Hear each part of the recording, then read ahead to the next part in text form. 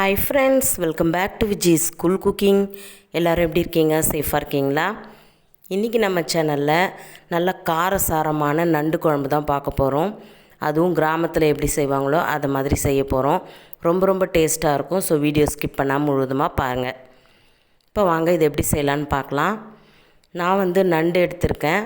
இது 1/2 கிலோ நண்டு. சின்ன சைஸுன்றதுனால நான் அப்படியே முழுசாக போட்டுக்கிறேன். நல்லா க்ளீன் பண்ணி வாஷ் பண்ணி எடுத்து வச்சுருங்க. அடுத்ததாக ஒரு பாத்திரத்தில் ஒரு எலுமிச்சம்பழம் அளவு புளி எடுத்துகிட்டு கொஞ்சமாக தண்ணி விட்டு ஊற வச்சுருங்க. இப்போ இது ஒரு ஓரமாக இருக்கட்டும். நல்லா புளி ஊறணும். ஊறினதும் நாம் அந்த தண்ணியை மட்டும் எடுத்து வச்சுக்கலாம். அடுத்ததாக ஒரு மிக்ஸி ஜாரில் ஒரு கைப்பிடி அளவு தேங்காய் நல்லா இது மாதிரி கட் பண்ணிவிட்டு ஒரு கைப்பிடி அளவு அளந்து எடுத்துக்கோங்க. தேங்காய் டேஸ்ட் பிடிக்காதவங்க இதை ஸ்கிப் பண்ணிவிடுங்க. இதில் 2 ஸ்பூன் அளவுக்கு மிளகு சேர்த்துக்கலாம். கண்டிப்பாக மிளகு சேர்க்கணும். அப்போ தான் நல்ல டேஸ்ட்டாக இருக்கும். 1 ஸ்பூன் சோம்பு, 1 ஸ்பூன் ஜீரகம். இப்போ இது எல்லாத்தையுமே தண்ணி விட்டு நல்லா நைஸாக நாம் பேஸ்ட்டாக அரைச்சி எடுக்கணும். நல்லா நைஸாக அரைக்கணும். திப்பியாக இருக்கக்கூடாது. இப்போ இதை நான் அரைச்சி எடுத்துகிட்டு வந்துடுறேன். இப்போ பார்த்திங்கன்னா நல்லா நைஸாக இந்த அளவுக்கு அரைச்சாச்சு. இப்போ இதுவும் ஒரு ஓரமாக இருக்கட்டும். இப்போ நம்ம குழம்பு எப்படி செய்யலான்னு பார்க்கலாம். அதுக்கு ஸ்டவ் ஆன் பண்ணிவிட்டு ஒரு கடாய் வச்சுக்கோங்க. கடாய் நல்லா ஹீட் ஆனதும் ஒரு 3 ஸ்பூன் அளவுக்கு ஆயில் விட்டுக்கலாம். இந்த நண்டு குழம்பு பார்த்திங்கன்னா நல்லெண்ணெயில் செஞ்சிங்கன்னா ரொம்பவே டேஸ்ட்டாக இருக்கும். எண்ணெய் நல்லா காஞ்ச பிறகு வெந்தயம் 1/2 ஸ்பூன் சேர்த்துக்கலாம். 1 ஸ்பூன் அளவுக்கு சோம்பு சேர்த்துக்கலாம். இப்போது இது ரெண்டுமே நல்லா பொரியணும். சோம்பு நல்லா பொரியணும். அடுத்ததாக பார்த்திங்கன்னா நான் ஒரு 3 பெரிய வெங்காயம் இதை மாதிரி சின்னதாக கட் பண்ணியிருக்கேன். அதை சேர்த்துக்கலாம். நீங்கள் சின்ன வெங்காயம் இருந்ததுன்னா நல்லா 1/2 கப் அளவுக்கு உரிச்சிட்டு நல்லா சின்னதாக கட் பண்ணிவிட்டு சேர்த்துக்கோங்க. வெங்காயம் ஓரளவுக்கு வதங்கினதும் கருவேப்பிலை கொஞ்சம் சேர்த்துக்கலாம். ரெண்டுத்தையும் சேர்த்து நல்லா மிக்ஸ் பண்ணிவிடுங்க. இந்த அளவுக்கு வெங்காயம் வதங்கினதும் ஒரு 2 தக்காளி, நல்லா பழுத்த தக்காளி, மீடியம் சைஸ் தக்காளி சின்னதாக கட் பண்ணிவிட்டு அதையும் சேர்த்துட்டு நல்லா வதக்கிக்கோங்க.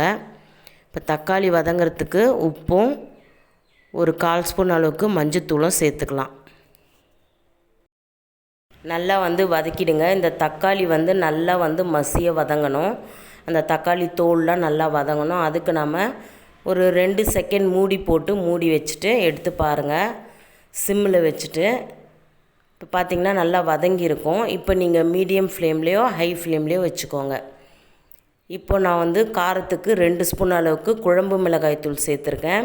நீங்கள் தனி மிளகாய்த்தூளாக இருந்தால் 2 ஸ்பூன் அளவுக்கு தனி மிளகாய்த்தூள், 4 ஸ்பூன் அளவுக்கு தனியாத்தூள் சேர்த்துக்கணும். கூடவே 1 ஸ்பூன் ஜீரகத்தூளும் 1 ஸ்பூன் சோம்புத்தூளும் சேர்த்துக்கணும். சேர்த்துட்டு எல்லாத்தையுமே நல்லா மிக்ஸ் பண்ணிவிட்டு மூடி வச்சுருங்க. ஒரு 2 நிமிஷம் மூடி சிம்மில் வச்சுருங்க. அதுக்குள்ளே நாம் புளியை இதை மாதிரி கரைச்சி தண்ணி எடுத்து வச்சிடலாம். இப்போ பார்த்திங்கன்னா ஒரு 2 நிமிஷம் ஆயிடுச்சு. இப்போ இந்த மிளகாய்த்தூள்லாம் நல்லா தக்காளி வெங்காயத்தோடு சேர்ந்து ஒரு தொக்கு பதத்துக்கு வந்துடுச்சு. இப்போ நம்ம கரைச்சி வச்சுருந்த புளியை சேர்த்துக்கலாம். புளியை நல்லா வடிச்சிட்டு சேர்த்துக்கோங்க. சேர்த்துட்டு நல்லா மிக்ஸ் பண்ணிவிட்டு இதை ஒரு 2 நிமிஷம் நீங்கள் ஹை ஃப்ளேமில் வச்சு கொதிக்க விடுங்க. அந்த புளி கரைச்சலோட பச்சை வாசனைலாம் போனதுக்கப்புறம் நாம் அரைச்சி வச்சுருந்த அந்த மசாலா பேஸ்ட்டை இதில் சேர்த்துக்கலாம். தேங்காய், சோம்பு, ஜீரகம், மிளகு இதெல்லாம் சேர்த்து அரைச்சி வச்சுருந்தோம்ல அதை இதில் சேர்த்துட்டு நல்லா மிக்ஸ் பண்ணிக்கோங்க. நான் கூடவே அந்த மிக்ஸி அலசின தண்ணியும் சேர்த்துட்டு நல்லா மிக்ஸ் பண்ணிக்கிறேன். இப்போ உங்களுக்கு தேவையான அளவு தண்ணி விட்டுக்கோங்க. நண்டு குழம்புக்கு தேவையான அளவு தண்ணி விட்டுட்டு நாம் இதை நல்லா கொதிக்க வைக்க போகிறோம்.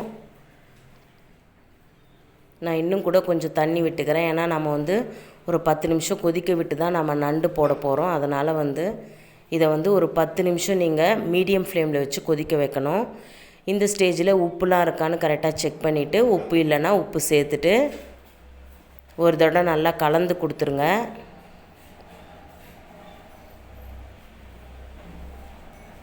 உப்பு, காரம், புளிப்பு இதெல்லாம் கரெக்டாக இருக்கான்னு ஒரு தடவை செக் பண்ணிவிட்டு நீங்கள் மூடி வச்சுட்டு மீடியம் ஃப்ளேமில் வச்சுட்டு நல்லா கொதிக்க வச்சு எடுங்க.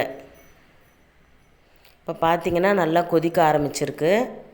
இது இன்னும் கூட கொஞ்சம் திக்காகணும். ஏன்னா நம்ம கொஞ்சம் தண்ணியாக இருக்கு இல்லையா, அந்த புளி, மிளகாய்த்தூள் இந்த வாசனைலாம் போகணும்.